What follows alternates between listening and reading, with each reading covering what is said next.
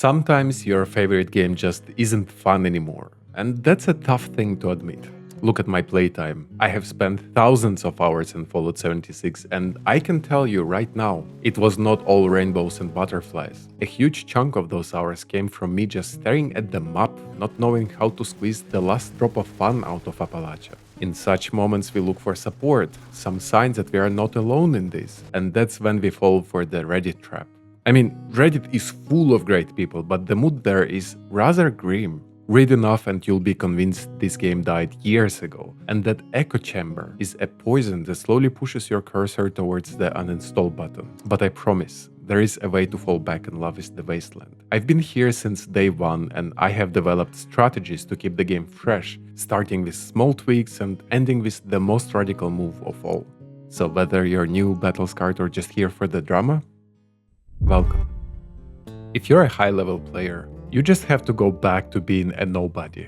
When you are super advanced, you have the perfect build and all your legendary perks ranked up. Nothing scares you anymore. You have enough steam packs to heal a small country and weapons that melt raid bosses in seconds. But in achieving that power, the game loses its survival and exploration edge. Do you remember that tingling feeling when you were level 15? That genuine happiness when you found a single piece of black titanium you needed for your first crafted set of power armor? I have several mule characters, but some of them didn't start that way. They were secondary characters I created to refresh my gameplay, but with one strict rule: zero help from the main. No god rolls, no infinite ammo, no shared scrap. I forced myself into off-meta builds. This character right here, for example, has a dedicated junkies build, so I basically restarted my whole game, and you know what happened? The game was scary again. A single Mirelord King turned into a legit boss fight. Finding one piece of gear for this specific build felt like winning the lottery. Sometimes you are bored because the progression died off. You are too powerful, and if you take away the power you acquired, the fun comes rushing back in. But I get it. You probably don't want to abandon the character you have spent years building. If you want to keep your progress but just shake the boredom off, this next step is about becoming the fun generator yourself. Step 2. Embrace the mischief. Think about your best friends. You probably insult each other and pull pranks, but you don't actually want to hurt anyone. Fallout 76 is a social game, but if you're always the sweet, helpful, high level, the game becomes predictable. And in the Wasteland, predictable is just another word for boring.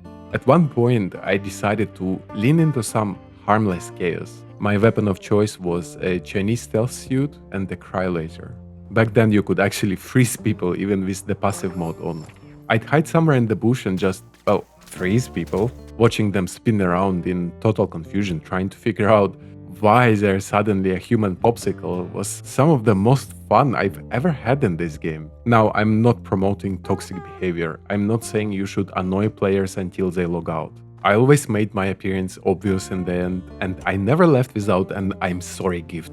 It's about creating a funny moment, not ruining an experience. This same logic I personally apply to trap camps. I honestly can't describe the joy I feel when I stumble across a truly creative trap camp. I know, it sucks to lose your junk, especially if you're new, but look at it from a content perspective. If you lure me into a death zone, lock me in a maze, or force me to solve riddles to find the exit, man, this is just pure player-generated content. That is exactly what a multiplayer Wasteland should be. Old Fallout farts like me might remember that dude who used to lock people in a maze with a death claw. That's what I'm talking about.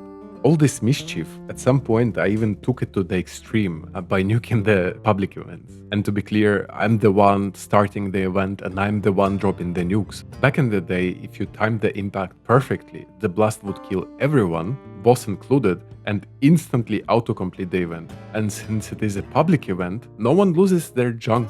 You just join the party, watch a massive radioactive fireworks show where everyone dies and everyone wins at the same time, and just be on your way. Isn't it a peak Fallout 76 experience? So the point basically is, stop playing the game the ways the UI tells you to play. Start playing it like a sandbox. But hey, I also know for a fact that there are plenty of people who are not looking for interaction. They don't want chaos. They just want to chill in their own corner of the world. And so this next one is for you, Lone Wanderers.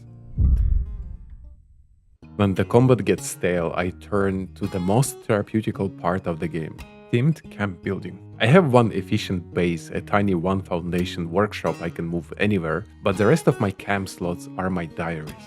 Every base I've built over the last few years represents a specific chapter of my life or a moment in game's history. For example, look at this one. This is the creepy grandma house. She just sits there, watching over the playground, but she's got some dark secrets to hide. Then there's this one, built to celebrate the massive player spike in 2024 when the TV show dropped for the first time. I put it right on the road leading away from Vault 76, specifically designed as a rest stop for the new blood to chill and grab some free supplies. And this third one, this is my Fastnacht camp.